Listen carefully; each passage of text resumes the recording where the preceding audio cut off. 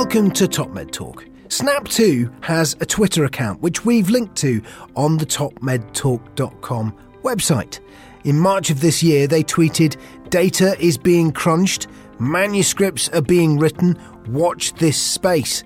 Well, long-term listeners of Top Med Talk are of course doing that already, and if you're a new listener, here's a chance to find out what all the fuss is about.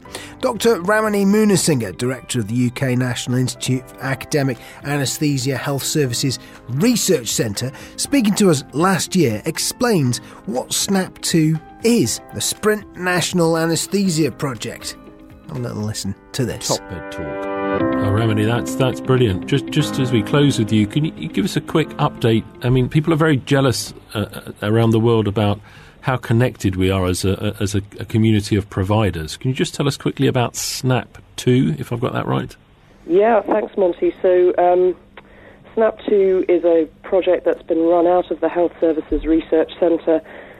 Its topic was the epidemiology of critical care after surgery. So we've had this long-standing understanding that we generally don't necessarily get the right patients to the critical care unit after surgery, but we've never fully understood why that is, whether it's because we lack the capacity to admit high-risk patients, or simply that we don't predict accurately which patients would benefit from it, or possibly even that some clinicians still believe there's equipoise about whether or not critical care is of benefit.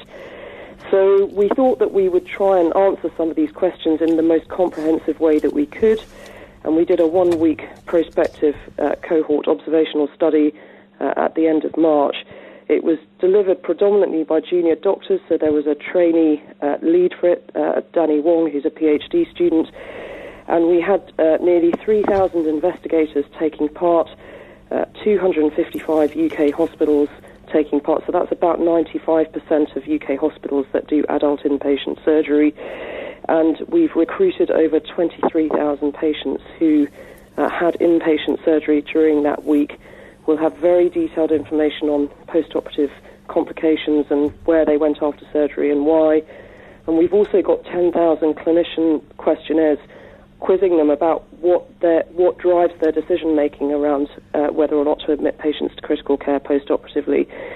So it's a great result for UK healthcare, I think, because it's through this joined-up National Health Service that we're able to achieve that level of collaboration, and obviously through the hard work of lots of individuals. And interestingly, there's a plan to run the same study in Australasia, led by Paul Miles in Melbourne, later in the year, and they're hoping to replicate that model through using trainees to do a lot of the work and to get that same sort of comprehensive coverage. So we wish them all the very best of luck and hope that they're also able to achieve that. Top Med Talk. Thanks for downloading the podcast. Quick reminder, we are going to be coming live from Anaesthesia 2018.